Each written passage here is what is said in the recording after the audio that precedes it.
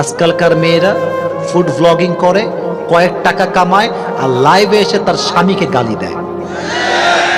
বুঝলে বুঝপাতা, না বুঝলে বুঝে শুনে কথা বলবেন। যেই মেয়ে সামান্য কয়েক টাকা কামাই করে স্বামীকে তার ব্যক্তিত্বে আঘাত দিয়ে কথা বলে, সে খাদিজার চরিত্রবান এখনো হতে পারে নাই।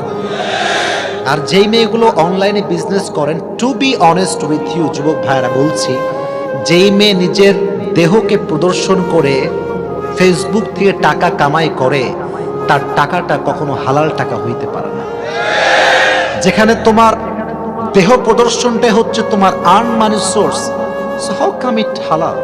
এটা কেমনে হালাল হইতে পারে? আমার দেহ দেখে আমি ইনকাম করব, আমার সম্মান বিক্রি করে আমি টাকা উপার্জন করব, এটা কখনো প্রকৃতপক্ষের ব্যক্তিত্ববোধ নারীর কোনো কাজ হতে পারে না। ঠিক কিনা বলেন? এটা খুব সমস্যার বিষয়। তো